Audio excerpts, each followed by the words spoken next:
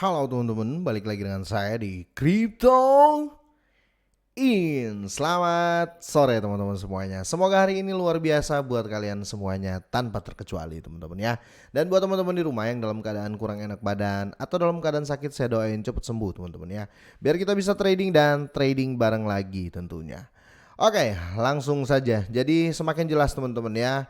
Berita menarik dan menurut saya ya sudah berakhir lah ya. Kenapa sudah berakhir? FTX berakhir ya. Berakhir kenapa ya? Karena ujung-ujungnya akan seperti Celsius ya. 80%, 90% lah ya. Ujung-ujungnya akan seperti sama dengan Celsius karena penolakan terjadi teman-teman. Langsung kita bahas teman-teman ya. Tapi ini bagus ya, menurut saya bagus karena orang makin tahu ya ternyata yang harus dijauhi itu hanya FTX bukan koin lain ya. Ini bagus ya daripada digantung ya kan. Oke, dan di sini diangkat dari Watcher News teman-teman atau Watcher Guru ya. Binance keluar dari kesepakatan untuk mengakuisisi FTX. Deal ya, jelas teman-teman ya.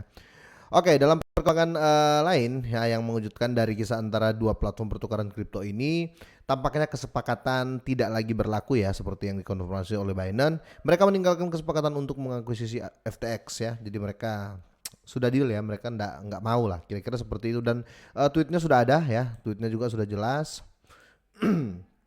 Oke, kedua platform perdagangan kripto telah secara terbuka menyetujui persyaratan kemarin, tapi tampaknya mereka tidak membuahkan hasil. Pernyataan resmi dari Binance telah mengindikasikan ya bahwa masalah dalam FTX lebih mengerikan daripada yang diasumsikan. Mungkin orang berpikir kemarin Allah cuma masalah liquid lah ya, cuma masalah itu. Tapi ternyata lebih parah karena sudah dikonfirmasi oleh Binance teman-teman ya, karena masalahnya kayaknya sangat serius ya, kayaknya sangat serius. Di sini teman-teman sudah dikonfirmasi sama Binance teman-teman ya sebagai hasil dari uji tuntas perusahaan serta laporan berita terbaru mengenai dana pelanggan yang salah ya. Dana pelanggan yang salah penanganannya ya dan dugaan investasi dari agensi Amerika Serikat, kami telah memutuskan bahwa kami tidak akan mengejar potensi akuisisi dengan FTX. Oke. Jadi ini semakin terang menderang dan ya sudah, ini sudah finalnya seperti ini. Jadi nggak perlu khawatir lagi dengan aset yang lain. Bisa saja dalam minggu ini ya atau sampai minggu depan semua mulai membaik ya, semua mulai membaik mungkin di harga sebelum jatuh ya, di harga sebelum jatuh kemarin pas konflik mereka ya. Bisa saja seperti itu ya, dan akan mengerucut sekali lagi saya katakan di FTX ya, karena orang sudah tahu ternyata ya yang cukup mereka hindari adalah FTX token ini atau FTX ini teman-teman ya, mulai mereka pasti akan mulai masuk lagi gitu loh. Oke, di sini masalah FTX tetap ada. Ini telah menjadi cerita yang berkembang selama seminggu terakhir dengan FTX dan token asli mereka FTT ya, mogok dengan cepat atau ya amblas lah cepat-cepat ya. Mereka tampak sangat membutuhkan bantuan ya. Panggilan itu dijawab oleh Binance yang setuju untuk menandatangani letter of intent ya, untuk mengakuisisi pesaing mereka. Tetapi ya sudahlah, sudah berakhir semuanya dan itu asumsi yang kemarin sekali lagi. Tapi seperti yang di konten sebelumnya saya katakan mereka si CZ ini masih Dior dulu bos. Bener nggak masalahmu ini masih bisa diatasi, dan ternyata memang sudah enggak karena banyak sekali kerjasama yang dilakukan oleh FTX ini di luar dugaan si CZ ya, akhirnya seperti ini. Mungkin ada faktor keserakahan ya, ada faktor keserakahan, itu kenapa kita nggak usah serakah-serakah lah ya kira-kira seperti itu. Dan yang terparah ya teman-teman ya, menurut saya ini ya ftx.com ya atau FTX ini ya, exchange FTX ini dia menangguhkan semua orientasi klien baru dan memperingatkan pengguna agar tidak melakukan penyetoran ya. Ini sangat-sangat kelihatan ya, apa ya, kita hanya bisa berasumsi lah ya, kasihan banget orang-orang yang pakai FTX ya. Dan ingat ya, ini jadikan pembelajaran teman-teman ya. Kenapa saya bilang seperti itu? Karena dari berbagai exchange yang kita pakai tentu punya resiko. Jadi kalau kita terjun ke kripto, ingat baik-baik, bukan hanya asetnya yang sangat-sangat volatile atau fluktuatif, tetapi dengan jangan salah pilih juga exchange yang kita pakai, kira-kira seperti itu ya.